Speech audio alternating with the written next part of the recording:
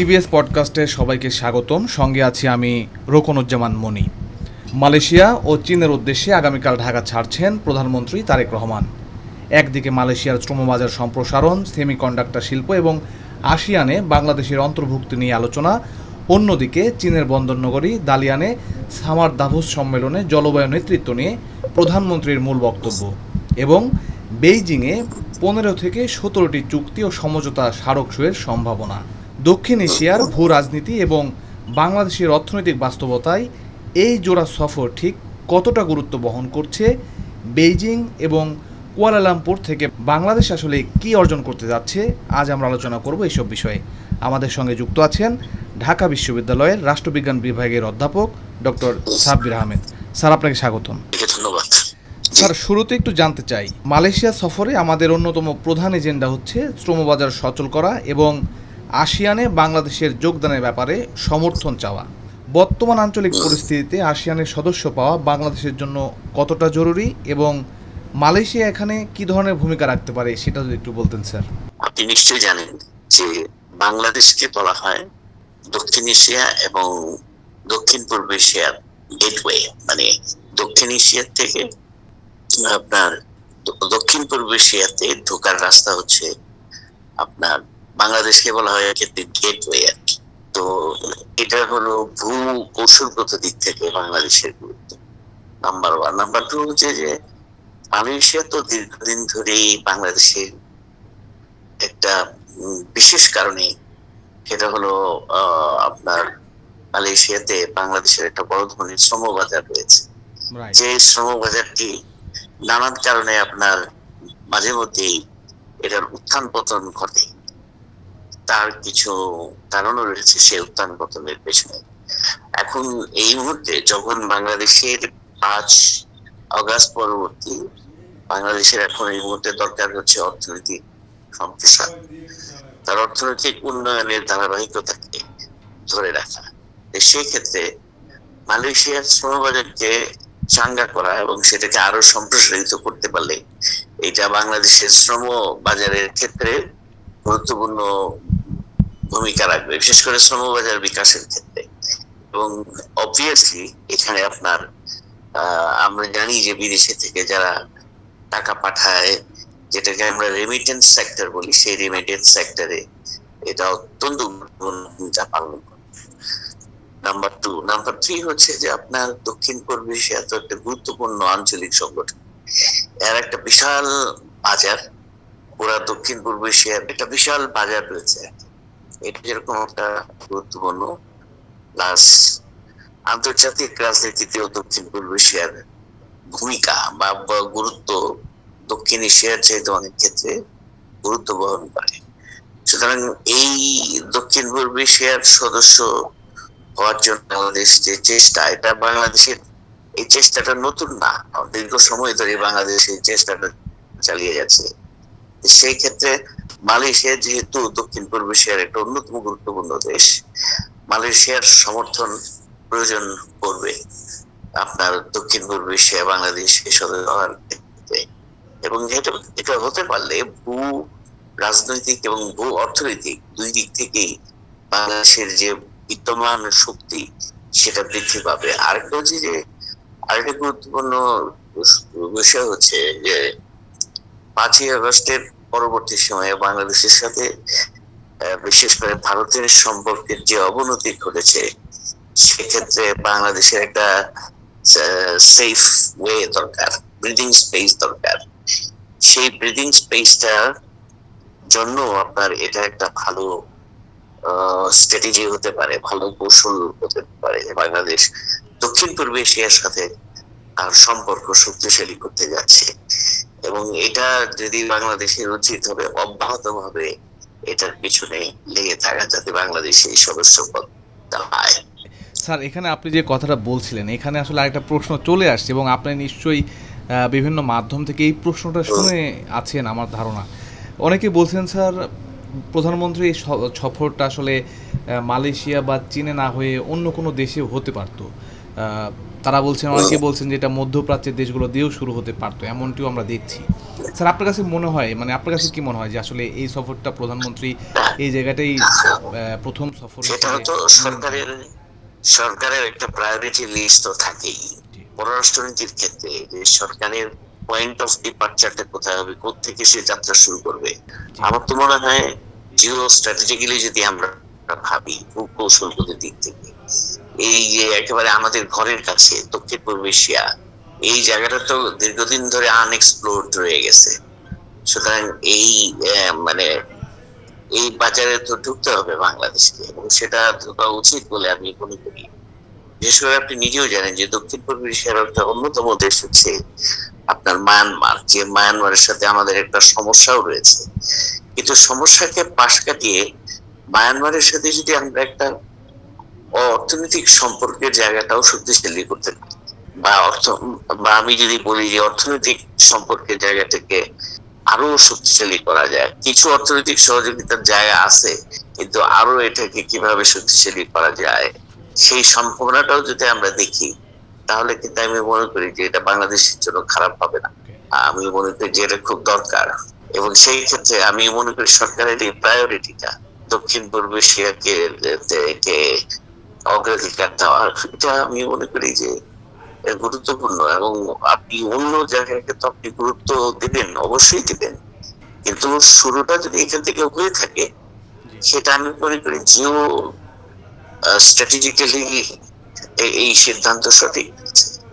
যে আমার ঘরের কাছে বা আমার যারা বন্ধু প্রতিম কাছের দেশ, সেই সব জায়গাগুলোকে আমি এক্সপ্লোর করব। মালয়েশিয়ার সাথে তো দীর্ঘদিন ধরে বাংলাদেশের একটা ভালো সম্পর্ক আছে, যদিও উত্থান পতনও ছিল, কিন্তু এই সম্পর্কটাকে আরো স্থিতিশীল করা দরকার, এবং মালয়েশিয়াতে শ্রমবাজারটাকে স্থিতিশীল রাখাটা খুব জরুরি। পারলে সেটা আমাদের পুরো মালয়েশিয়াকে ব্যবহার করে আমরা দক্ষিণ পূর্ব এশিয়ার অন্যান্য দেশগুলোতেও ঢুকতে পারবো আর কি। ওকে স্যার, আমি আরেকটা প্রশ্ন করতে চাই, সেটা হচ্ছে এই সফর থেকে বাণিজ্য এবং বিনিয়োগের পাশাপাশি সেমিকন্ডাক্টর শিল্প এবং হালাল অর্থনীতির মতো নতুন কিছু বিষয় আলোচনায় আসছে, এবং মালয়েশিয়ার মতো একটি উন্নত অর্থনীতি থেকে এই খাতগুলোতে আমরা আসলে কিভাবে বিনিয়োগ পেতে পারি, এটা আসলে কতটা বাস্তবসম্মত বলে আপনার কাছে মনে হয়? দেখেন, বিদেশি বিনিয়োগের জন্য কিছু অভ্যন্তরীণ শর্ত থাকে বাংলাদেশের। এটা হলো বাংলাদেশের ভেতরে, বাংলাদেশ তো দীর্ঘদিন ধরে বিদেশি বিনিয়োগের জন্য মুখিয়ে আছে, বহুদিন ধরে চেষ্টা করছে, কিন্তু সেই আশানুরূপ উন্নতি কিন্তু হচ্ছে না, তাই না? সুতরাং মালয়েশিয়াকে যদি কনভিন্স করা যায়, বা মালয়েশিয়ার কে ব্যবহার করে যদি অন্যান্য দক্ষিণ পূর্ব এশিয়ার দেশকে যদি আমাদের দিকে আনা যায়, তো সেটা তো আমাদের জন্য ভালো আমি মনে করি। এবং আপনি যে সেমি কন্ডাক্টরের কথা বললেন, এটা তো এখনকার বিশ্বে অত্যন্ত শক্তিশালী একটা সেক্টর, শিল্প খাত আর কি। এটাকে যদি মানে আমাদের দেশে উন্নত করা যায়, তো এটা আমাদের ভবিষ্যৎ অর্থনীতির ক্ষেত্রে বিরাট ভূমিকা রাখবে। আপনি জানেন যে তাইওয়ানের মতো দেশ, দেশটা কিন্তু সেমি কন্ডাক্টর দিয়ে পৃথিবীর লিডিং ইকোনমির জায়গায় স্থান করে গিয়েছে। বাংলাদেশের নিশ্চয়ই সেই সম্ভাবনা আছে, সেই সম্ভাবনা না হলে তো আর তারা সেই এটার জন্য সহযোগী খুঁজতো না, তাই না? স্যার, চীন সফরে আমরা দেখছি যে এবার 15 থেকে 17টি চুক্তি এবং সমঝোতা স্মারক সই হওয়ার কথা রয়েছে, যার মধ্যে 13টি সমঝোতা স্মারক বলে আমরা আজকে পর্যন্ত জানতে পেরেছি।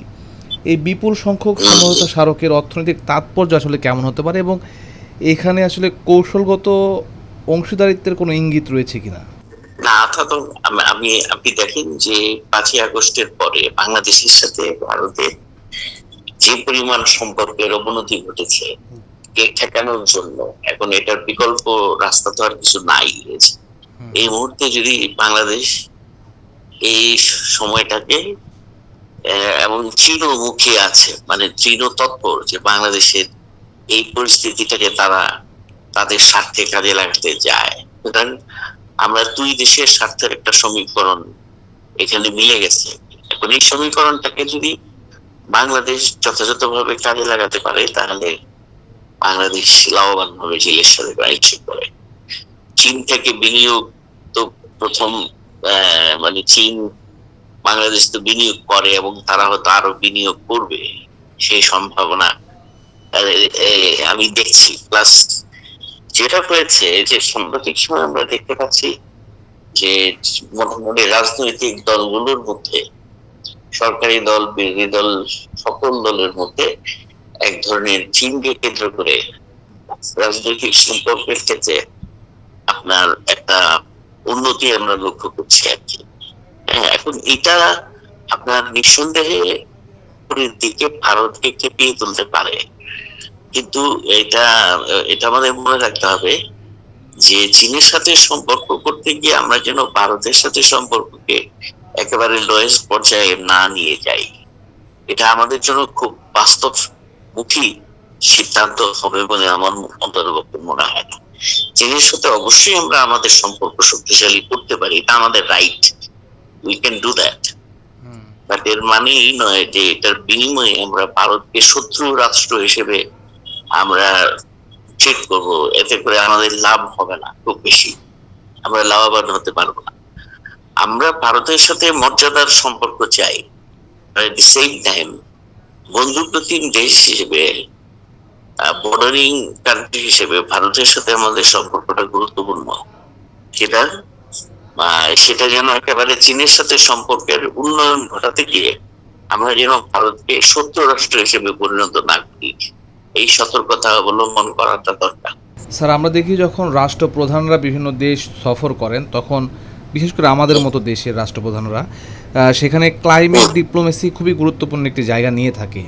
এবারও আমরা দেখলাম যে প্রধানমন্ত্রী যখন চীনের দালিয়ানে ওয়ার্ল্ড ইকোনমিক ফোরামের মঞ্চে গ্লোবাল ক্লাইমেট লিডারশিপ নিয়ে প্রধান বক্তা হিসেবে কথা বলবেন, সেখানে স্যার জলবায়ু কূটনীতি বা ক্লাইমেট ডিপ্লোমেসি এই আন্তর্জাতিক এই ক্ষেত্রটাতে আমাদের আসলে অর্জন কি হতে পারে, বা আমি যদি খুবই স্পেসিফিকভাবে বলি সেটা হচ্ছে তহবিল পাওয়ার ক্ষেত্রে, যেহেতু আমরা ক্লাইমেট ইস্যুতে খুবই ক্ষতিগ্রস্ত একটি দেশ, সেই ক্ষেত্রে তহবিল পাওয়ার ক্ষেত্রে এটা আমাদের কতটা সাহায্য করতে পারে বলে আপনি মনে করেন? এটা তো একটা নতুন ইস্যু না, দীর্ঘদিন ধরে যে ক্লাইমেট ইস্যু নিয়ে আন্তর্জাতিক ভাবে বাংলাদেশ একই কথা বারবার বলে আসছে, এইবারও তার ব্যতিক্রম হবে না। কারণ এই ইস্যুটা, ক্লাইমেট ইস্যু নিয়ে আন্তর্জাতিক রাজনীতি, এটা খোলা আন্তর্জাতিক রাজনীতির একটা বিষয় তো আছেই, যেটার সাথে বাংলাদেশ কুলিয়ে উঠতে পারছে না। কিন্তু এজ এ ভিকটিম কান্ট্রি বাংলাদেশকে তো অবশ্যই তার দাবি জানিয়ে রাখতে হবে, কেননা উন্নত দেশের ভূমিকার কারণে বাংলাদেশ জলবায়ু সংকটে সাফার করছে দীর্ঘ সময় ধরে।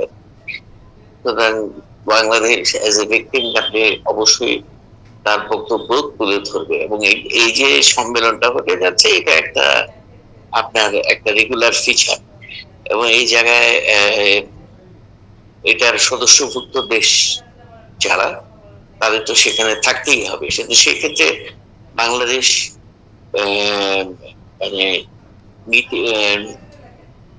রেগুলারিটি মেনটেন করার জন্য তারা এই সম্মেলনে অংশগ্রহণ করতে যাচ্ছে। কিন্তু এই সফরের মধ্য দিয়ে বাংলাদেশ খুব বেশি অ্যাচিভ করে ফেলবে, এটা আমরা বোধহয় বেশি আশা করতে পারি না। তবে অবশ্যই বাংলাদেশকে তার বক্তব্য তুলে ধরতেই হবে এবং তার অবস্থানকে স্পষ্ট হবে। স্যার, আমি সেই প্রশ্নে আসলে আসতে চাই। আপনিও কিছুক্ষণ আগে বলছিলেন যে বাংলাদেশ দীর্ঘ সময় ধরে বিনিয়োগের জন্য মুখিয়ে আছে এবং ক্ষেত্র প্রস্তুত করে বিভিন্ন দেশের সঙ্গে যোগাযোগ করছে। আপনার কথা থেকে এটাই বুঝলাম। স্যার, চীন সফরকালে চীনের প্রধানমন্ত্রী ছাড়াও চীনের এক্সিম ব্যাংকের চেয়ারম্যানের সঙ্গে বিশেষ বৈঠক করবেন। এইটি স্যার চীনা যারা বিনিয়োগকারী আছেন তাদের কাছে কেমন বার্তা যাবে, এবং তারা কি আসলে এরপরে বাংলাদেশে বিনিয়োগ করতে আগ্রহী হবে কিনা, এইটা একটু স্যার জানতে চাই। বা বাংলাদেশ চীনের কাছ থেকে বড় ঋণ বা অবকাঠামোগত বিনিয়োগ পাওয়ার ক্ষেত্রে এই বৈঠক গুরুত্বপূর্ণ হয়ে উঠবে কিনা? বাংলাদেশে তো চীন দীর্ঘদিন ধরে নানা ক্ষেত্রে অবকাঠামোগত বিনিয়োগ করে যাচ্ছে। এখন আসলে বিনিয়োগটা অবকাঠামো দরকার, প্লাস এই বিনিয়োগের যে স্কোপটাকে, পরিধিটাকে আরো বৃদ্ধি করা দরকার, একেবারে প্রোডাক্টিভ, যেখানে বাংলাদেশের অর্থনৈতিক উন্নয়নের জন্য যে ধরনের ইন্ডাস্ট্রিয়াল সেক্টরকে যেভাবে ডেভেলপ করা দরকার, সেই ধরনের প্রস্তাব নিয়ে চীনের সাথে বসা দরকার। আরেকটা হলো যে চীনের বাজারে বাংলাদেশের শ্রমশক্তির চাহিদা আছে কিনা সেই বিষয়টাও খতিয়ে দেওয়ার দরকার। তবে আমার বক্তব্য হচ্ছে চীন যেহেতু একটা আধা সমাজতান্ত্রিক দেশ, তার কিছু সমাজতান্ত্রিক অর্থনীতি প্লাস পুঁজিবাদীর অর্থনীতি দুই ধারার বৈশিষ্ট্য সে মেনটেন করে। সুতরাং এক্সিম সাথে যদি বাংলাদেশের যে আলোচনা, সেই আলোচনাটা মানে নতুনত্ব কিছু নাই, এটা প্রাইভেট সেক্টর হিসেবে প্রাইভেট সেক্টরের সাথে বাংলাদেশের আলোচনা হতেই পারে, বাংলাদেশের ব্যবসায়ীদের আলোচনা হতে, এবং সে এভাবেই হয়, এভাবেই হয়ে আসছে। আমার বিশ্বাস যে তাদের মধ্যে সেই ধরনের একটা আন্ডারস্ট্যান্ডিং তৈরি হয়েছে যে বাংলাদেশে তারা একটা বাংলাদেশের পরিস্থিতিতে তারা বোঝার চেষ্টা করবে, তারা এই সরকারের কাছ থেকে হয়তো কিছু আশাব্যঞ্জক কথা শোনার চেষ্টা করবে। সবকিছু মিলে আমি মনে করি যে চীনের যে বিনিয়োগ যথেষ্ট কারণ আছে, কারণ বাংলাদেশের ভূ রাজনৈতিক যে অবস্থা বিদ্যমান, সেখানে চীন মনে হচ্ছে আমাদের এখন যারা ক্ষমতাসীন আছেন, সরকার বিরোধী দলে আছেন এবং অন্যান্য যারা আছেন, সবার মধ্যে চীনের ব্যাপার অন্তত কোন রকম নেগেটিভ ধারণা নাই, নেতিবাচক কোনো ধারণা নাই। এই ক্ষেত্রে চীন হয়তো একটা মেসেজ ইতিমধ্যে পেয়ে গেছে যে বাংলাদেশের অভ্যন্তরীণ রাজনীতিতে মানে ভারত বিরোধী যে প্রবণতাটা আছে, অ্যাটলিস্ট চীন বিরোধী কোনো প্রবণতা এখানে ওইভাবে শক্তিশালী না। সুতরাং এটা আমাদের জন্য আমাদেরকে আশাবাদী করে তোলে এবং সম্ভাব্য বিনিয়োগের ক্ষেত্রে আমাদের সুবিধা দেবে বলে মনে হয়। স্যার, প্রধানমন্ত্রীর প্রথম বিদেশ সফরের আগে আপনি খুবই গুরুত্বপূর্ণ কিছু তাৎপর্যপূর্ণ আলোচনা আমাদের সঙ্গে শেয়ার করলেন, সেজন্য আপনাকে অসংখ্য ধন্যবাদ। আপনি অসংখ্য ভালো থাকবেন। দর্শক, আপনারাও যারা এতক্ষণ শুনলেন, আপনাদের সবাইকে ধন্যবাদ। আপনারা ভালো থাকুন, সুস্থ থাকুন এবং নিরাপদে থাকুন।